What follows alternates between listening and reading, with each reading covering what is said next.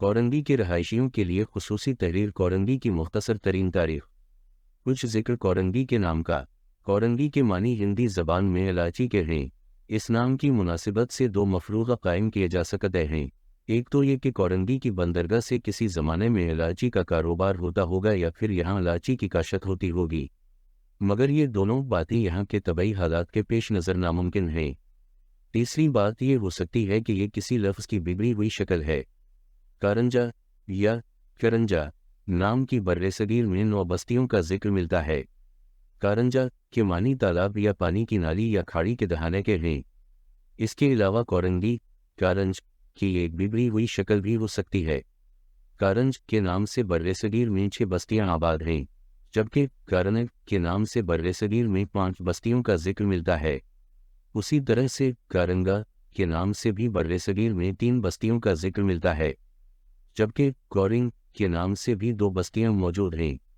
Covering فارسی زبان کا لفظ ہے جس سے مراد لال رنگ کا گھوڑا اور افواج کی مشق کا میدان ہے۔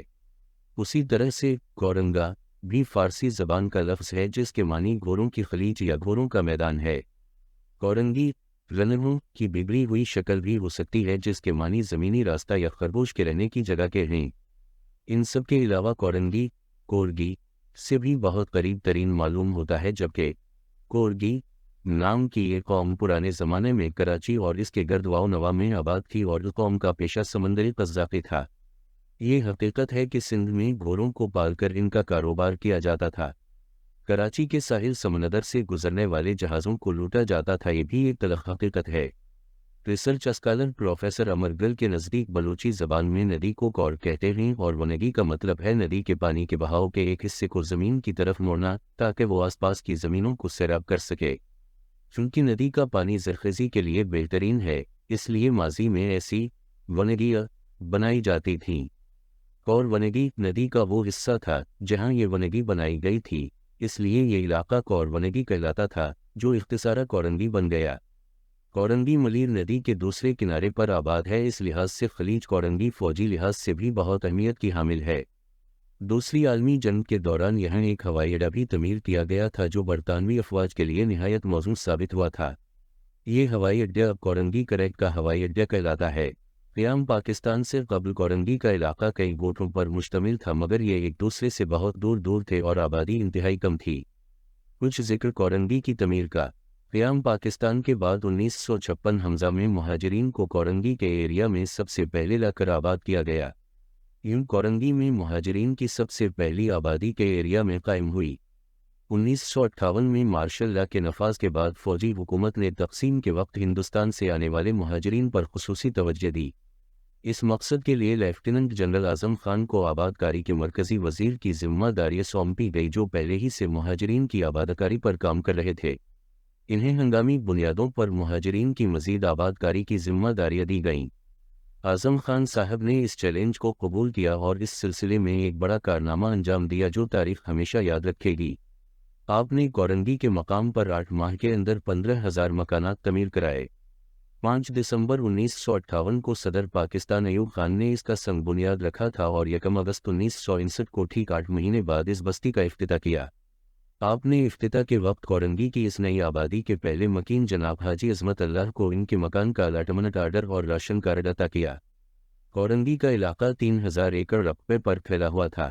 اس کی تعمیر میں اس وقت 12 کروڑ روپے خرچ ہوئے، جبکہ اس کا نقشہ یونان کے مشہور ماہر تعمیر نے تیار کیا تھا۔ یہ وہی ماہر تعمیر تھا کہ جس نے نارت ناظم آباد کا نقشہ بنایا تھا۔ اس ماہر تعمیر نے اپنے تمام تر تجربے کو بروئے کار لا کر کورنگی کا نقشہ بنایا تھا اور بڑی پلاننگ سے آبادکاری کی گئی تھی۔ ہر سیکٹر میں مارکیٹ، اسکول، پارک، کھیلوں کے میدان، لائبریریز اور کمیونٹی سینٹر کے لیے باقاعدہ جگہ مختص کی گئی تھی۔ اس کے علاوہ کشادہ ڈبل روڈز اور ان کے ساتھ ساتھ سروس روڈز بھی موجود تھیں۔ کورنگی میں 80,120 اور 128 گز کے کوارٹرز بنائے گئے تھے۔ 128 گز کے کوارٹرز کی لین میں گندی گلیاں نہیں تھیں، جبکہ کوارٹرز بھی 2 طرح سے بنائے گئے تھے، ایک نصف روم جس میں ایک کمرہ اور ایک برآمدہ شامل تھا، جبکہ دوسرا ڈبل روم کا تھا جس میں 2 کمرے اور ایک برآمدہ شامل تھا۔ 120 گز کے کوارٹر کی لائن میں گندی گلیاں دی گئی تھیں۔ ہر مکان میں ایک کمرہ اور ایک برآمدہ دیا گیا تھا۔ اسی گز میں سنگل کمرہ ہوا کرتا تھا، یعنی برآمدہ بھی نہیں ہوتا تھا۔ तीनों कस्म के क्वार्टर्स में एक बावर्ची खाना, एक गुसल खाना और एक वॉशरूम शामिल था। बावर्ची खाने में एक चमनी भी दी गई थी ताकि धुआं ऊपर की जानिब निकल जाए, जो कि छत पर बाकायदा ऊंचा करके बनाई गई थी, जैसे ठंडे इलाकों में घरों पर बनती है। कोरंगी की रहायशी इलाके को 6 बड़े हिस्सों में बांटा गया, जिसे 1 नंबर से 6 नंबर तक का नाम दिया गया। फिर इसको मजीद बुलाकस में तकसीम किया गया, जो ए एरिया से शुरू होकर वाई एरिया तक हैं। इसमें कुछ जगह पर एक्सटेंशन भी हुआ, जैसे जे एरिया का एक्सटेंशन हुआ तो इसे जेवन एरिया का नाम दिया। कराची शहर का सबसे बड़ा सनती इलाका कोरंगी में ही है, जहां सैकड़ों की तादाद में छोटी और बड़ी फैक्ट्रियां मौजूद हैं। मगर सनती इलाके की वजह से मुख्तस किए गए रफ़ाई प्लाट्स पर कच्ची आबादियां वजूद में आना शुरू हो गईं, जिनमें वक्त के साथ साथ अब पक्के मकानात बन गए हैं। कुछ जिक्र ज़िला कोरंगी का। कोरंगी हमेशा से ज़िला शर्क़ी का हिस्सा था, मगर अगस्त 2000 में बल्दियाती निज़ाम के तहत जब कराची के अज़ला का खात्मा करके कराची को 18 टाउन में तकसीम कर दिया गया तो कोरंगी को भी एक टाउन बना दिया गया। बाद में जब सिंध हुकूमत ने दोबारा ज़िले निज़ाम को बहाल किया तो नवंबर 2013 में कोरंगी को कराची का छठा ज़िला बनाने का नोटिफिकेशन जारी कर दिया। यूं कोरंगी एक बाकायदा ज़िला है और इसकी 4 तहसीलों में कोरंगी, लांढी, शाह फैसल और मॉडल कॉलोनी, अर्बन मलीर शामिल हैं। ज़िला कोरंगी में मौजूद खुद कोरंगी का इलाका, जो कि कोरंगी टाउन कहलाता है, इसकी आबादी इतनी ज़्यादा है कि यह खुद अपनी ज़ात में एक शहर के बराबर है। हमारे मुल्क के बहुत से शहरों से ज़्यादा इस कोरंगी टाउन की आबादी है। कुछ जिक्र मुहाजिरीन की कोरंगी में आबादकारी का।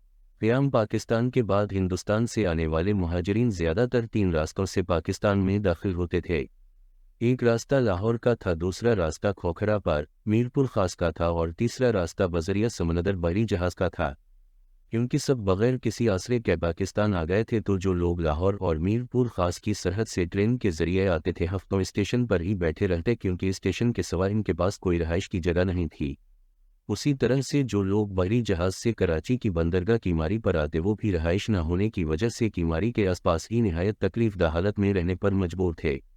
बस इन हालात में हुकूमत की तरफ से रोज़ाना पाव भर डब्बा चावल और दाल का मिलता।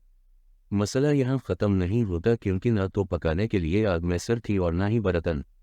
आग जलाने के लिए पोरट के करीबी इलाके से लकड़ियों को चुन चुन कर जमा किया जाता और फिर आग लगाकर खाना बनाया जाता। जैसे जैसे सरकार को जगह मिलती जाती, इन लोगों को खैमा बस्तियों में मुंतकिल कर दिया जाता। कराची में मौजूद बड़ी खैमा बस्तियों में से एक कायदा आबाद की खैमा बस्ती भी थी, जहाँ कायद आज़म का मज़ार है।